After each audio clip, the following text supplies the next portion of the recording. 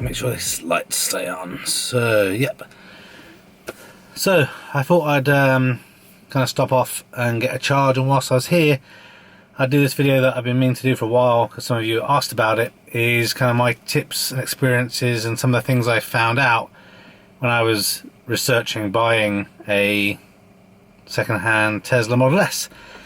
So yeah, let's do the intro and then let's get into it.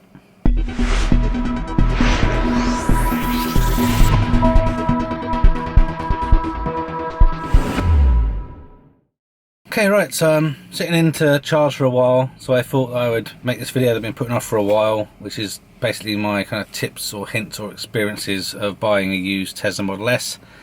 Kind of on a side note, I find something kind of therapeutic and relaxing about just kind of taking some time out, be with my own thoughts, to kind of sit up and charge for a little bit. So I know I'm weird, but be interested if you're an electric vehicle owner, if you feel similar about kind of just taking a break, listen to a podcast, read a book whilst you kind of sit in your own company and charge up. But right, so let's talk about Teslas and specifically for me for buying a Model S. Before I go into kind of the details, if you do decide, of course, to buy a brand new Tesla with that Model S, Model X, Model 3, what have you, or from an inventory stock, please consider using my referral code below here and also in the description. Both you and I will both get around 1,000 miles / 40 kilowatt hours of free supercharging. So thank you very much. So the first thing to talk about is whether you should buy from Tesla or whether you should buy from a third party. So in my experience, Tesla tended to be more pricey, so the cars were more expensive, and they also tend to be higher mileage as well. So yeah, do your research, but the advantage of buying from Tesla directly is a couple of things. Obviously Tesla know everything about the vehicle, so it's really good kind of sales experience. They're not really too pushy, and they can answer all of your questions. In general, the third party people, there's only a few kind of here in the UK that are kind of specialist in that, so you kind of get a lot of missold stuff. So you look on the internet on Auto Trader and Piston Heads and stuff, and people are saying the car has certain things, and if you know what to look for, which we will touch on a little bit in this video, they really don't have those things. So yeah, when you're buying from Tesla, really the main advantage, outside of the fact that the salespeople know what they're selling you, is they do a kind of a reset on the warranty. So to give you an example, say you're looking at a car that was 2 years old and it's done like 28,000 miles, they will reset the warranty to 4 years and 50,000 or up to 50,000 miles. So you get kind of 2 years, extra warranty and another 25,000 miles or equivalent 25,000 miles in there. If it's an older car that's typically early 2016, 2015, 2014, something like that, and obviously has over 50,000 miles, then they tend to do a 2-year warranty or 100,000 miles. So it's quite good if you do a lot of mileage. There might be something that's worth considering. But obviously if you're buying from a third party other than Tesla, the warranty and the mileage doesn't get reset. So every Tesla comes with a 4-year kind of manufacturer's warranty or up to 50,000 miles, whichever comes first. So if you buy from a third party, you get that. When you're buying from Tesla, obviously you can buy a brand new specific build car, or they have their inventory stock, which is kind of two things. One is the used vehicles, which we just mentioned, but also stuff in inventory that is either new, but was ordered not for an owner, or perhaps the owner cancelled, and they're ex-demonstrators. So they have cars that have basically 0 mileage, 50 miles, or kind of up to 6,000 miles depending, and obviously the price will vary a little bit. But if it's an inventory stock that's got no miles on, that's when you can kind of use referral codes and stuff like that. So it tends to be a little bit cheaper. Obviously if you're looking to buy a car on PCP or something, they also have some really good deals on there. A guy I know had like 1.5% APR or something on a Tesla on PCP, so it really can be quite attractive. But it can go up to like 5.5% on some of them. So see what's in it for you. personally, I didn't want to go with PCP, so that wasn't really a super attractive deal for me, but it can work out to be quite affordable. So I think unless you really want to buy direct from Tesla, then third party can be consideration. They tend to have less mileage, it costs less, and obviously we'll have the remainder of the manufacturer's warranty on. The downside, I guess, is that they don't tend to know as much about the vehicle, so you need to be a bit smarter with what you're buying so you don't get kind of screwed over. So that's it in terms of my thoughts on whether you should buy from Tesla or from a third party. Next we'll talk about supercharging. So one of the things that a lot of people that know a little bit about Tesla think is that they all come with free unlimited supercharging, and that isn't the case. So it's definitely something to keep in mind. If you do a lot of miles, then it makes sense that you probably want to try and get one that has the lifetime free supercharging, because you're probably going to save a few quid. I kind of thought like that originally, even though I don't do many miles, more of the kind of allure of this extra free thing, and then then I realised I wasn't that fussed about it. But to talk about kind of how it works, so you can again make these more informed decisions. So if you're looking for a vehicle and you're adamant that you want to have this free supercharging, there's a few things you need to keep in mind. So first of all, free supercharging was introduced kind of late in 2012. Not all early Teslas, so like early 2012 Teslas, even had the supercharging capability. So if you are buying a really old or an older Tesla, then it may not even have supercharging capability at all. And if it does, it doesn't necessarily meant it came with the free supercharging. That was introduced a bit later. So the free supercharging for life kind of came, I think it was really late 2012 or early 2013, and that was then available all the way up to mid-January 2017 of a build date. So typically in the UK, if you had a late January build date, you would have got the car sometime in March 2017. So typically will tend to have free lifetime supercharging associated with the car. Then after 2017 there were some cars that had free supercharging, or I should say the first owner of the car had free supercharging with that vehicle.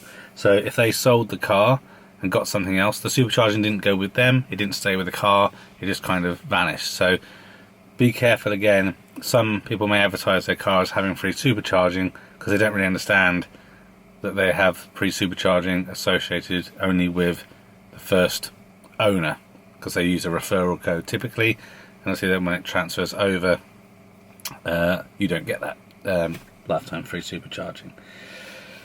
What did happen though, or was kind of associated with that, and this kind of happened until around mid-November 2018, is that all owners would get 400 kilowatt hours free supercharging. So my car, as an example, the first owner to purchase this car, I'm assuming bought it with a referral code, because they did have unlimited free supercharging. When it transferred over to my name, this car was registered in late, I think it was, is it October? Can't remember when the car was registered now. Something like that, October, November, something like that. Not long before the cut-off of this 400 kilowatt hours. So my car does have a 400 kilowatt hour credit associated with it. So each year I can, put 400 kilowatt hours of free supercharging in from a Tesla supercharger, and it doesn't cost me anything. And then after that, it will charge a credit card. Also, other things to keep in note for supercharging. Obviously, if you've got this free lifetime supercharging and you live near a supercharger, you may decide that you just want to use superchargers all the time. It's not really designed for that, and in some ways constant supercharging will have a somewhat negative effect on the battery, and Tesla can actually kind of limit the supercharging rate, and they're doing that to kind of help preserve the battery a little bit. So just keep in mind, if you do have a car that has free supercharging, Tesla still kind of expect you to do a larger percentage of that charging of your battery in your car at home, and the supercharging network is really for there's long travels, not everyday supercharging your car. I know some people do, supercharge their car every day, but that's not kind of recommended, so keep that in mind. And the other thing with the superchargers is something that they introduced, I think, a couple of years ago, is an idle fee. So if you leave your car at the supercharger and you go off shopping for 3 hours, your car would have finished charging a long time ago, so you will then start to incur idle fees. Now, I think this happens in two situations. One is if you're idle for a significant amount of time, even if all the other superchargers are empty. But if you finish charging, and I think if the superchargers are 50% free or less, then the idle charges kick in a bit sooner. So again, something to keep in mind when it comes to supercharging.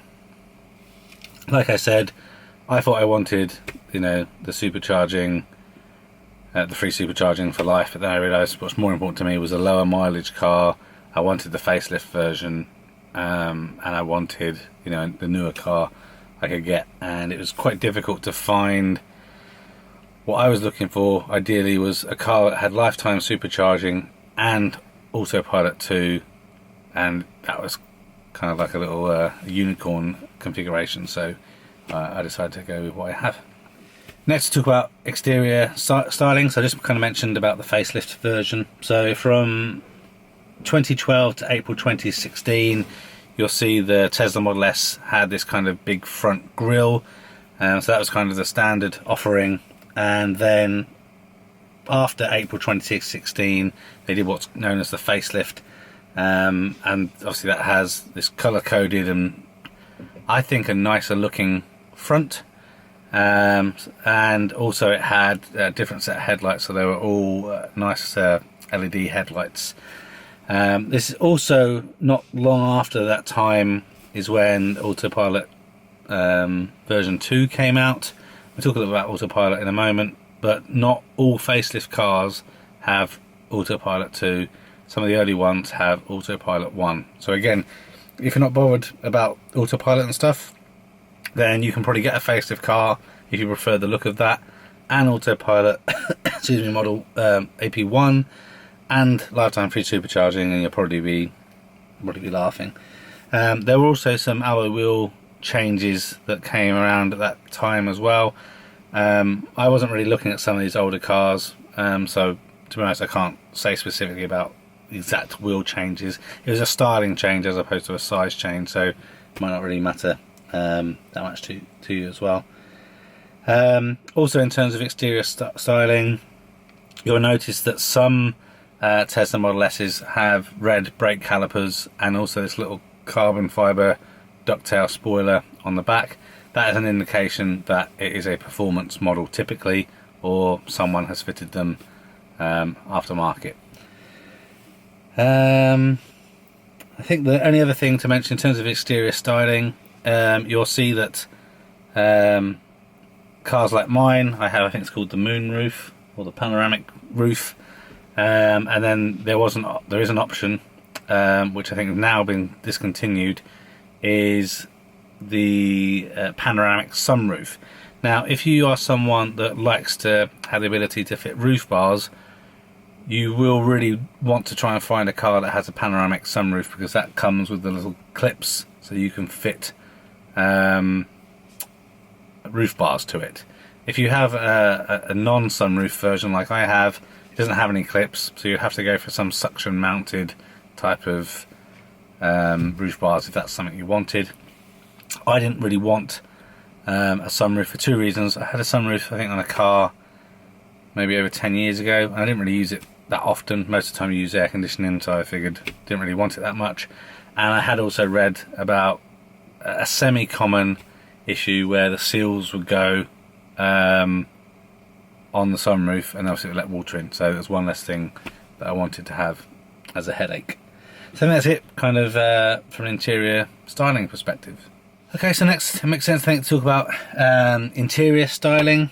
So if you have a larger family, you obviously may be looking to get as many seats as you can, and so for a short period of time Tesla did the Model S in basically a 7-seater, so it had 2 jump seats in the back, and these would kind of pull and lift out of the rear kind of trunk area, and you could get 2 small children in there. You couldn't definitely not fit an adult in there because they'd all be smashed up against the window, and even for small children it wasn't really super roomy. I don't know exactly what time of year. I think it was kind of 2017-ish. They stopped that from production. I don't think it was that popular, but I have read some things online that if you wanted those rear jump seats, you could request them as a kind of off-book order item. I don't know how that works or whatnot, but if you're looking to have those rear jump seats, you're really narrowing your margin of kind of what second-hand vehicle you can pick up. I think when I was looking, I think I only ever saw 2 that had the rear jump seats, so something to keep in mind. Aside from that, really the only kind of other main difference was the seats. So there's basically been, at the time of doing this video in March 2019, there's really been 4 generations of seats. So the first seats, which obviously called Generation 1 seats, kind of went from 2012, from when the Model S was first created, all the way through to 2014. And these seats were kind of okay. They didn't have adjustable headrests or anything like that. And then from around Q4 2015 through to 2015, they did the Generation 2 seats. All of this time, I think the back bench remained the same. It was really kind of the front seats that seemed to have the most difference. Then in later 2015 through to 2016, they did the Generation 3 seats. Actually, I think it might have been a Generation 2 that they had this business package or something. You could, instead of having a middle seat, they had this kind of big, kind of permanently fixed rear armrest with some cup holders in. That's actually one thing to notice. None of the Teslas, other than that one generation, there's no fold down armrests or anything in the middle, and it wasn't until later, I think late 2017, that they did put some rear cup holders that come out of the middle armrest in the back. So if you're interested in cup holders and stuff, other things to keep in mind. So then these Generation 3 seats that came out in late 2015, these are what people tend to call the next gen seats. I think they were quite popular.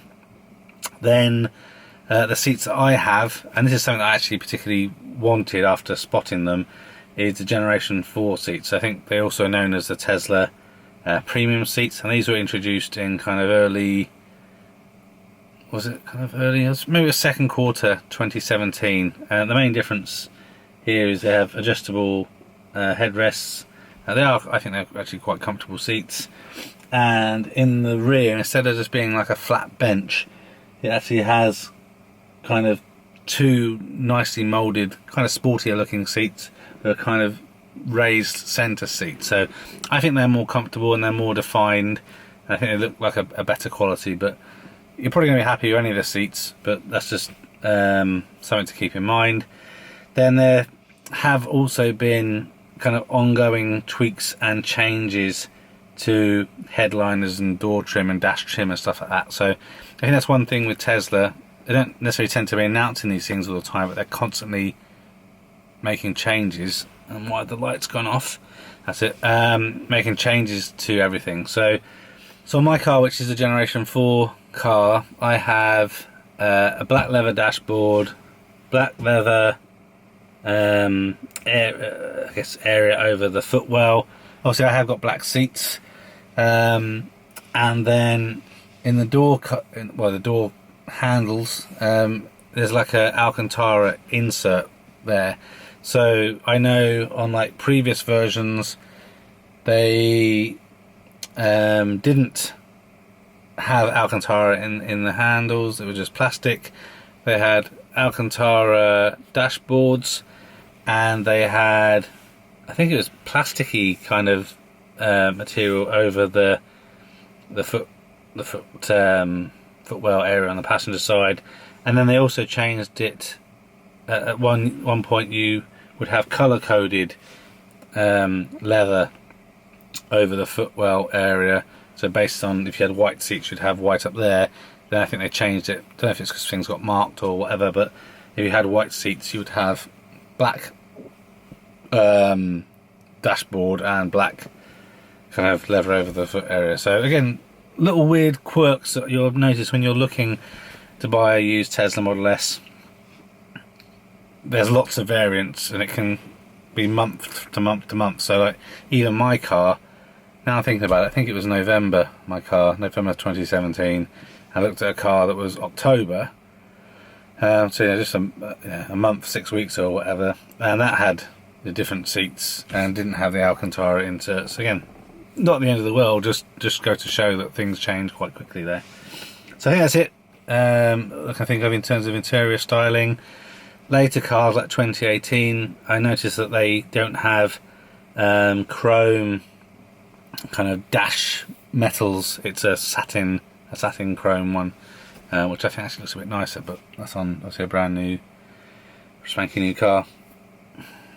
And I think the only other thing, I have the carbon interior, and I know that like in the center console, that wasn't always available. I guess that's another thing actually. The center console in the earlier cars was just a big hole. You didn't have this area with the additional cup holders and stuff like that. So you're just restricted to having these cup holders in the center armrest, which are pretty crap because you basically knock your hand on the drinks if you got them in there. So I prefer to have the center console with the bottle holders and everything. Okay, so next we'll talk about Autopilot. So there's basically kind of two types of Autopilot really. AP1, Autopilot 1, and AP2, Autopilot 2. So Autopilot was first introduced in on late 2014 cars. So if you get an older car than that, it's probably not going to have Autopilot at all. So again, if you want Autopilot car, you need to have a car that's 2014 or later. And this is what is commonly known as the AP1 cars. And these AP1 cars, Tesla partnered with this company called Mobileye, and there's a lot of debate online as to what's better. Is Autopilot 1 better than Autopilot 2? And there are some pros and cons, so not into all the detail, but like one example is AP1 with Mobileye has a patented method to read road signs and speed limits and stuff like that. So Tesla's AP2 doesn't have that right now due to this patent thing. They obviously don't want to do a patent infringement, so there's different things that kind of factor into that. And so some people would say AP1 and AP2 are now kind of level set. There's some pros and cons to each, but you know, they tend to work pretty well.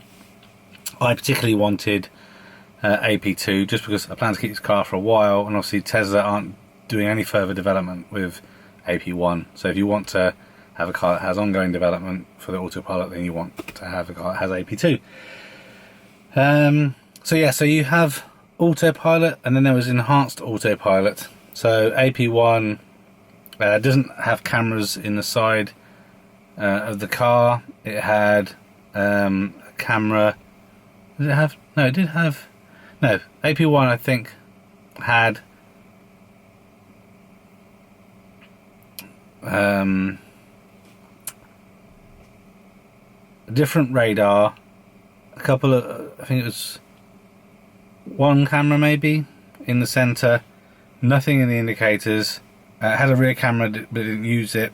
And it obviously did have the side pillar cameras I think, and a lower quality ultrasonic system. So that was AP1, but you could get this enhanced Autopilot, I think.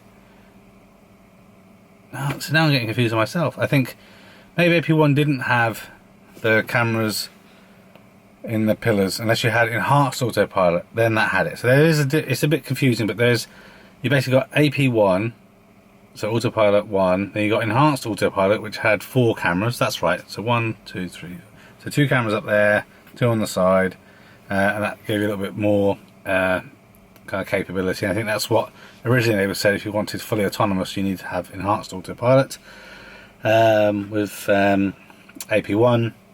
Then when they started to develop the AP2 cars, that's when we then had, I think it's like 8 cameras. So there's kind of 3 cameras up the front, a better radar, improved ultrasonics that go further. The rear camera does something as well now, and you've got these cameras in the indicators. And obviously Tesla are developing that in-house, and they're using NVIDIA Drive to kind of do all that business. So hopefully, obviously over time, that will kind of improve things. So yeah, so if you want a car with AP2, you need to buy a car that was built after October 2016. So that's kind of, again, that sweet spot. And then cars after August 2017, like this car, has Autopilot hardware 2.5. So this has a slightly more powerful computer, has improved radar, and it has colour cameras instead of black and white on the previous models. And that enables you to use Tesla's dash cam and Sentry mode. So again, having this newer hardware and camera capability gives you more enhancements over time, which is again why I wanted to have at least AP2, and I was hoping to have hardware 2.5. And so when you're looking at cars, the easiest way to test that is take a USB stick with you that you've configured to set up in dash cam mode. I've got another video about that if you want to do that. And then you take it and plug it into the car, and if you see the little camera icon pop up on the big screen here, then you know you've got a hardware 2.5 car. So okay, battery ran out and the camera overheated. So yeah, so what was I saying? There. So unless you're buying a newer car, so a car after November 2018, so really new, then there's a good chance that you have hardware 3 in the car. And this is basically a couple of enhancements. One of them particularly is this Tesla custom designed neural network accelerator, which will apparently be more important for fully autonomous driving. So one of the tips I have for you, if you're like me, want to get a car that has Autopilot version 2, as I mentioned earlier, just because it's a facelift car does not mean that it has Autopilot 2 or AP2 in there. The easiest way to spot this, obviously if you're seeing the car in person, is if you look at the side indicators of the car. The AP1 version is just that triangular indicator, whereas on the AP2 car it's an indicator that's kind of sticks out a little bit more, and it has a camera in it. You can easily see that. But when you're looking online, it's not as easy to see those indicators sometimes. So the easiest way that I would recommend to give you a good indication that this is a car with AP2 is AP1 had what looked like just more a simple, what you would expect to see in a car that had rain sensing wipers. So it's like a triangle up where the rear view mirror is, whereas a car that has AP2 has a kind of larger triangle that has no bottom to it. And that's the easiest way I found when looking at videos, or I mean looking at pictures, to be able to easily see if this car is an AP1 or AP2 car. So hopefully that will help you. Then we move on to the infotainment system in the Tesla. So really there's only 2 options. You have the standard audio system, or you have the premium audio system.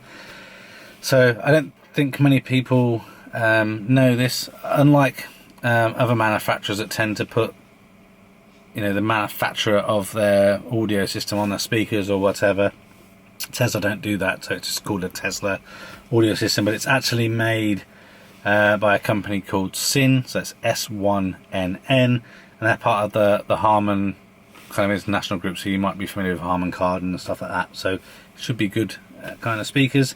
So the standard audio system has kind of 9 smallish speakers, and there's no subwoofer in the back, but the sound is actually pretty good.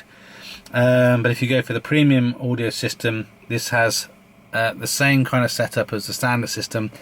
The door speakers are slightly larger.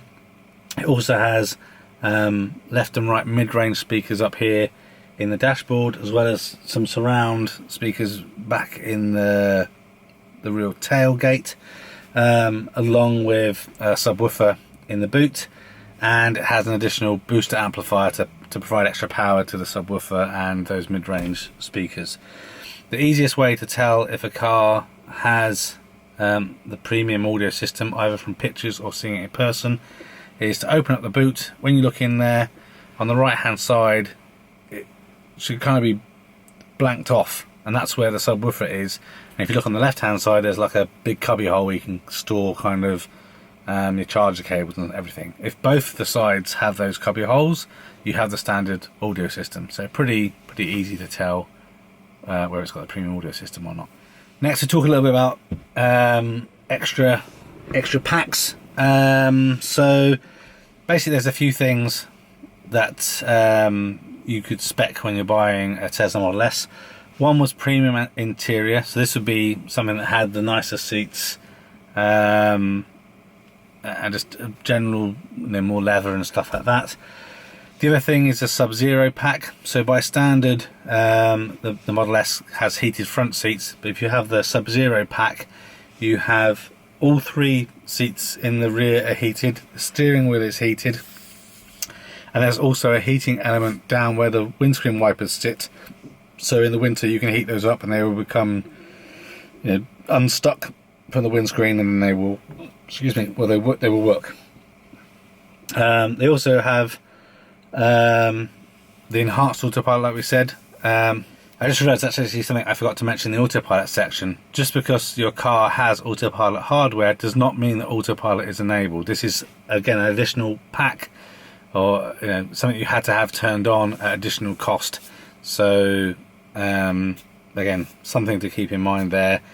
I can't remember how much it is now, $6,500 or something ridiculous it was to turn it on. So yes, that's a enhanced autopilot. Then there's also the premium audio system, which you mentioned on briefly. That was an additional option, and another option was also air suspension. So by standard, we'll talk about this a bit. You've got standard coil suspension. You could pay extra to have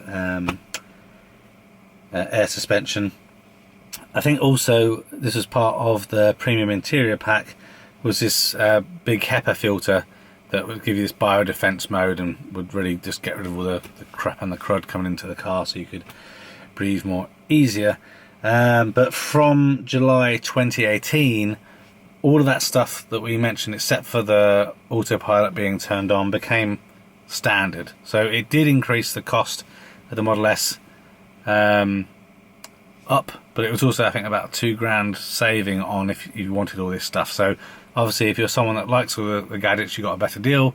If you're someone that only ever buys really a base spec car, then it was gonna cost you a little bit more. So a car after July 2018, July 2018, was it? It's been July 2017. I'll have to check. I'll put a little note below, but I think it was July 2018. All that stuff became standard. Okay. Actually, one other thing just to mention whilst I think about it, in terms of things about the cars, there's also some of the earlier Model S 75 kilowatt batteries. They released an option where you could pay to have the car uncorked. So if you do a bit of research online, basically this brought the 0 to 60 of a Tesla Model S 75 kilowatt from 5.3 seconds to 4.3 seconds, I think it was. So I think any car produced after middle of 2017 was uncorked as standard. So if you buy a slightly older car, if you ring up Tesla, they can tell you whether that model of car, but based on the VIN number, can be uncorked. Another thing also to keep in mind is if you're looking for a smaller battery one, so they obviously made the 60 kilowatt battery, and this was actually a 75 kilowatt battery car that was software limited to 60. So that's actually quite a good buy, because you can pay extra to have that software restriction turned off, so then you get the full 75 kilowatt availability of the battery. But it also means that battery's been really well looked after, because it's never been fully charged, so it's probably going to be a healthier battery. So again, you have to pay for both of these things, but something to keep in mind. You can speak to Tesla about if you've got the VIN number and get a bit more clarity on that. Let's quickly talk about wheel options. So as standard, most of the Tesla Model S came with the 19-inch slipstream wheels, either in silver or like a dark grey blackish colour. They are the most efficient wheels to have. It provides the most quietest ride. For me, I don't really like the look of them. They're okay. I prefer a bigger, more stylish wheel. So then really what you're looking for is 21-inch turbine wheels, which is the next most common kind of wheel you see on the sportier Model S's. And in the latest vehicle, so late 2018 on, they kind of changed the style of those turbines slightly, but I think they're like turbine 2s or something. But if you look online, you'll see the difference between the slipstreams and the turbines. In the picture there, and the wheels I have the 21-inch Arachnid wheels. These were originally only part of the Tesla referral scheme, so if you'd referred people to buy a Tesla, then you could get these for free. Obviously people were selling them, and now you can buy them from Tesla at an extra cost. So I think, like I said, most of these 21-inch wheels, if you buy them from Tesla, they're going to cost you somewhere between £6,000 to £8,000, including tyres. So yeah, if you do decide to go for the larger wheels, they can reduce the range by up to around 10%. So keep that in mind. They can also have a slightly noisier and harsher ride, but I think they look better, so it's worth it. But there are also other third-party manufacturers that make wheels that will fit the Tesla Model S, so you just need to get the right offset and everything, and away you go. Now let's talk about general charging. So I think one of the best things about a Tesla is the fact that you obviously have access to the Tesla Supercharger network, but you can also utilize some of the public kind of chargers as well, specifically ability to Type 2 charge, as well as with some adapters, access to ChargeMo, and then hopefully CCS in the future. So by standard, when you buy your Model S, you will get something called the Universal Mobile Charger, or UMC. This comes with a 3-pin plug along with some adapters to charge up to a commando adapter. So this is the kind of thing you see at a campsite, that sort of thing. So this is a charger you're going to use at home. If you did do loads of miles, you can definitely charge off that. It's just really slow because it's only going to charge at 2 kilowatts an hour. I don't think this was always the case, but I think from around 2016 to when the facelift models came out, you also would get a blue Mackenzie Type 2 cable as well. So this is what you'll use at public charging points, and depending where you charge, you get somewhere from 3 kilowatts or 7 kilowatts, the most common, up to around 18 kilowatts on like a phase 3 Type 2 charge. And this is also the type of chargers you have when you have a charger installed at home. Then there is the ChargeMo adapter. So this costs about £450 from Tesla. Depending on what year of car, they do, I think, a Type B, Type C and Type D. For the newer cars, you need to have a Type D to make it work and charge properly, with your car, and be able to use those ChargeMo ones. So I recently bought one of those, so it gives me the ability, basically, I can charge from a supercharger, I can go to a public station and charge at Type 2, or I can plug in and use a ChargeMo and get 50 kilowatts from the ChargeMo, which is fantastic. There is also rumour that now the Model 3 is obviously coming to Europe and it has CCS charging, that there will be an adapter for that as well. So then you basically can, unlike any other electric car, you can use all of the charging capabilities available to you, in the country, which is fantastic. And of course, the best thing is having that really fast charging at Tesla Supercharger. So they're really the kind of general things you need to know about charging if you get a Tesla Model S. Okay, so hopefully the camera stops overheating all the time. We're near the end now. So let's talk about warranty and servicing. So one of the interesting things about Tesla, and I have to say before I say this next bit, this applies to Tesla themselves. So if you've bought your car for a finance scheme on PCP, that company may have requirements about, how you service your car and stuff. But that's not Tesla's requirements, that's your finance company's requirements, so just keep that in mind. God, this Fanta drink's giving me a bit of wind. So, interesting thing about Tesla is Tesla did not require you to service your car to maintain eligibility for warranty. So if you do not have your car serviced the entire time, they say that it's not going to impact any warranty claim. So obviously they do recommend servicing, but you don't have to do it. Up until March this year, so this month, 2019, service plans were available, so people could take out your service plans and save a very small amount of money over kind of 2, 3, 4 year service plan. But now Tesla has removed that service plan altogether and said basically with all the information they have and the data over the years that now they just don't require people to service their Teslas. So that's interesting because Tesla's servicing was quite expensive for an electric car, so they wanted it's like £500 per service every 12,000 miles or 1 year or 12 months or something, which is quite a lot compared to some other electric car companies, which is like 150 quid, because there's nothing really to do. So they would swap tyres around if it was appropriate, and they would change wiper blades and that sort of thing, but it did seem like a lot of money. Now they're saying you don't need to do any of that, so only bring it in for a service if something's happened and you need to do something, because they're pretty confident that it just doesn't need servicing. So that's fantastic. So that saves you some money. When you do need to service the car, though, or get warranty work done, there is quite a long kind of lead time. So I've got some warranty work. I'm waiting nearly 2 months to get that booked in, really, because I want a larger warranty slot, because there's a few things I want to look at. But there's one good thing. They do have this thing called Tesla Mobile Rangers, and if it's kind of a simple-ish issue, they will send Tesla this Tesla Ranger out to your work or your home, and they will do the work on the car there, which is fantastic, and they can get those out quicker. And they'd actually offer it to send a Tesla Ranger out to me to do a couple of the things whilst I waited for that larger warranty booking. But none of the problems I have are ever they're not world ending, so I'm just happy to kind of wait and get on with it. As mentioned earlier, standard warranty on any Tesla is 4 years or up to 50,000 miles.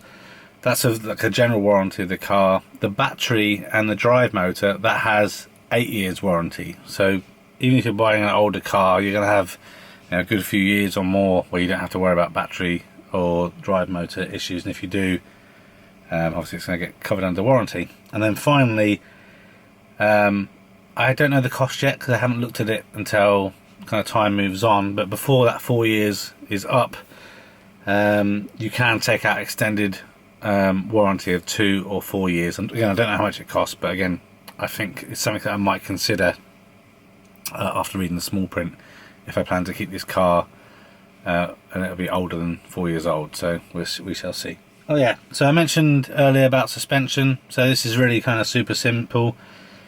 2 suspension options: coil suspension, like you're familiar with on most cars, slightly firmer ride than the air suspension, and a little bit more ground clearance in kind of standard height mode. So when you if you decide to go with the car that has air suspension, which most of them tend to have now because it's become standard, the air suspension has low, standard, high and very high settings, and the coil suspension sits slightly higher than standard, just for some reference to make sure you can get in and out of driveways and car parks and stuff like that.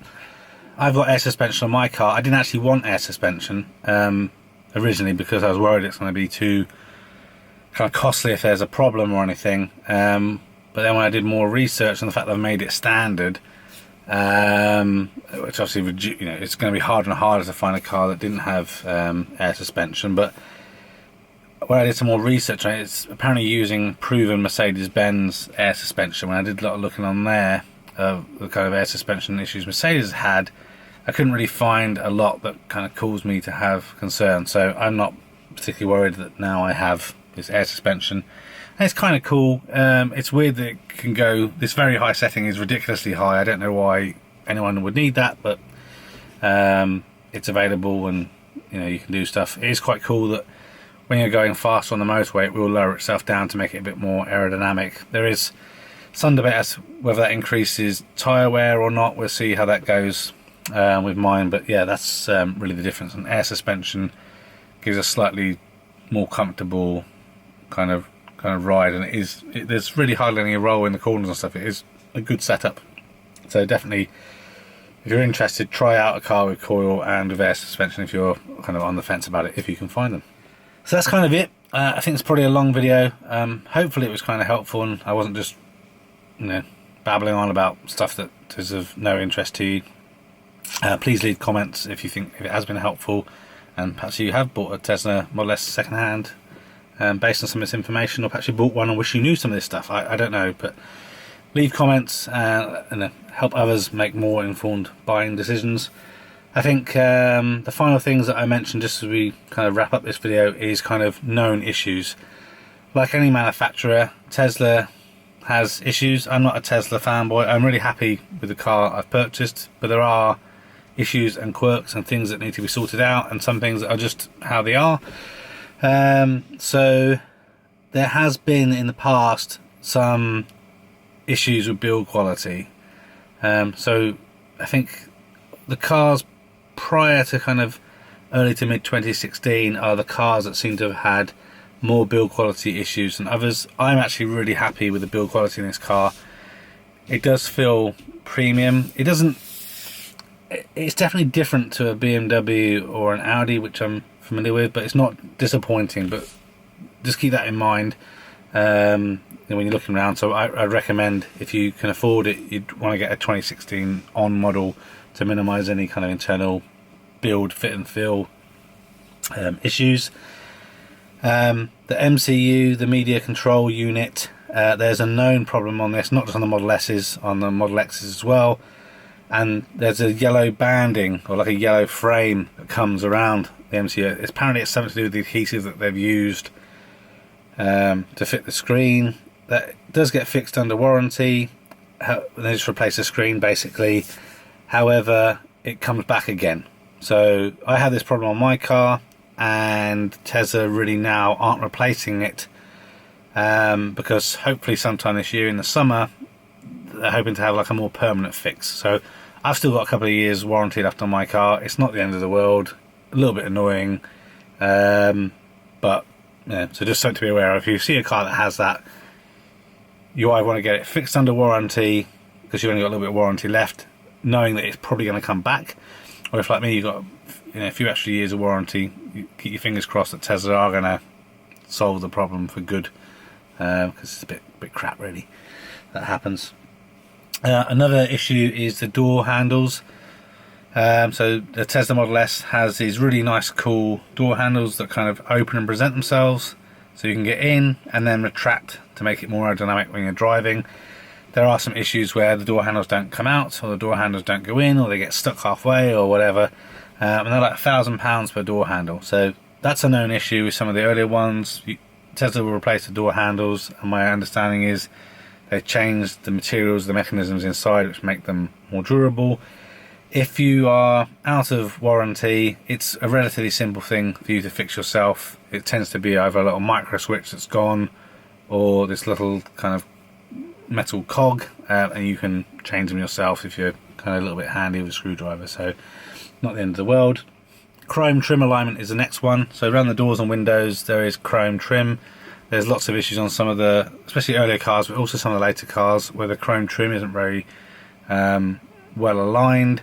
I knew about this problem obviously before buying or looking to buy a Tesla. And when I looked at my BMW, that also has some slight trim misalignments as well. So it's not, I think all cars just have it to some extent, but perhaps some Teslas are more noticeable. So another thing to keep in mind, they will realign it under warranty, or you can try and mess around with it yourself.